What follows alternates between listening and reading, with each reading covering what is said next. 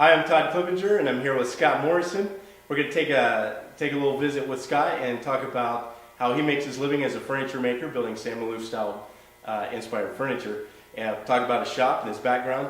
And Scott, I want to thank you for having me out today. I know the guys are really curious as to they're always interested in seeing a peek inside somebody's world like you.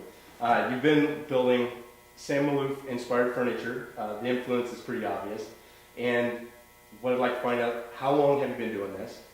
And well, let's start out. How long have you been building furniture, making a living with that?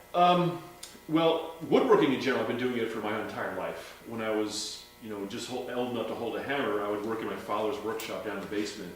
And I think most woodworkers start out that way. You fall in love with it from somebody who introduced it to you. Mine happened to be my dad, and he was introduced by his dad.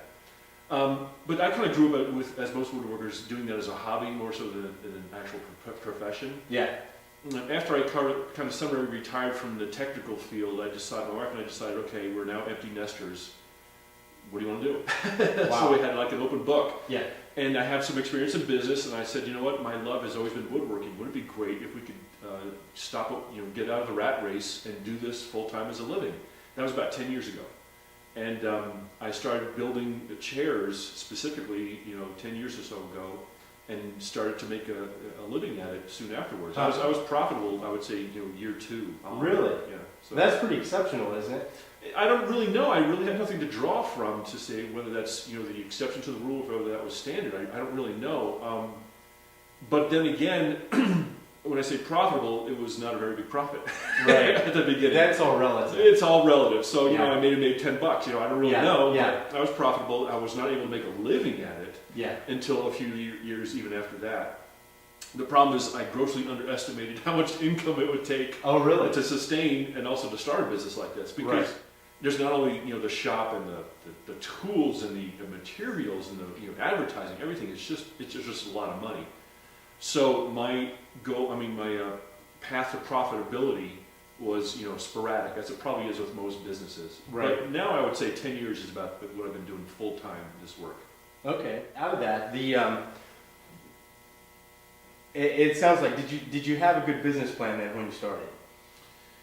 Because some of that stuff came as a surprise. I mean, because even with a business plan, there has to be flexibility. There's always unknowns that pop up. Right. So I think one of the things here that we want to take a look at real quick then is for the lesson for everybody else is business plans. What would you recommend a business plan? Well, here's the thing. Now I have had many businesses in my life. Okay. Many.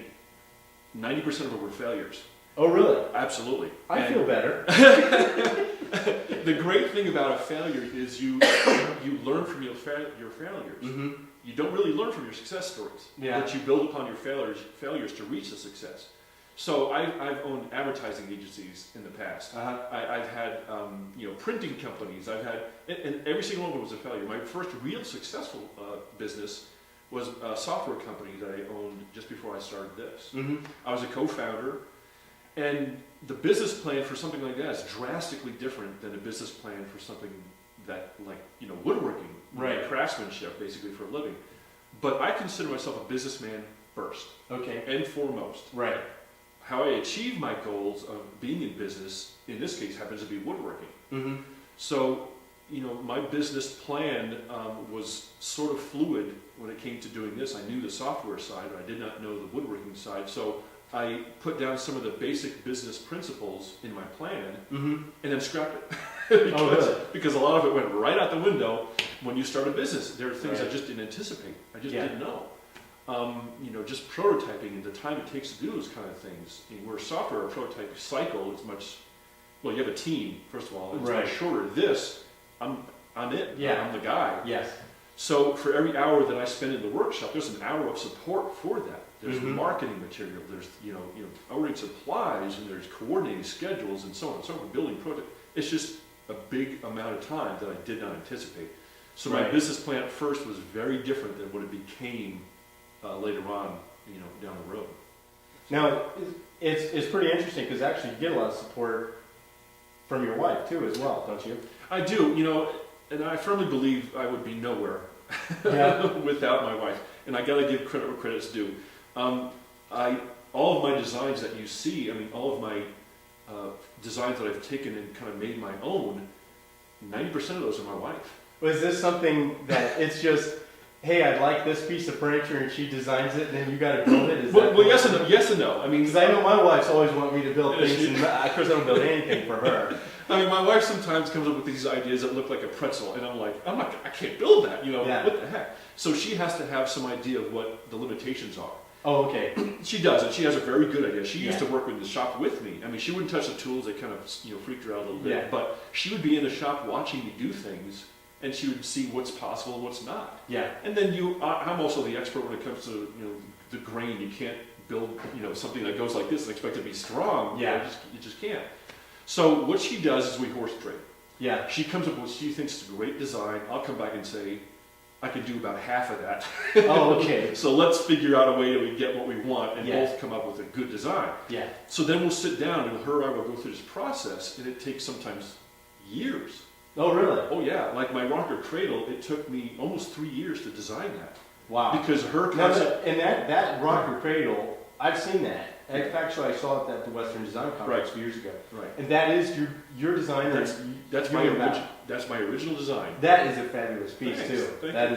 is. Now that was Maloof influenced. Right. And during that show, I'm not sure if that was that. I did the conference twice, but Sam was the judge at one of those shows, and he came and saw me at the conference, and we had known each other. Oh yeah, that was the year. I was there. Yeah, because Okay. I met Sam there. Yeah. Okay, yeah, so we had known each other, Yeah. and he just loved it. He thought it was great. Really? And him and I and his wife went out to dinner, and we just, kind of chatted each other Sure, up. And, sure. He's a big Mexican food fan, so Yeah. we had the Mexican food. And we just had a great time talking about it, and he had never seen one before.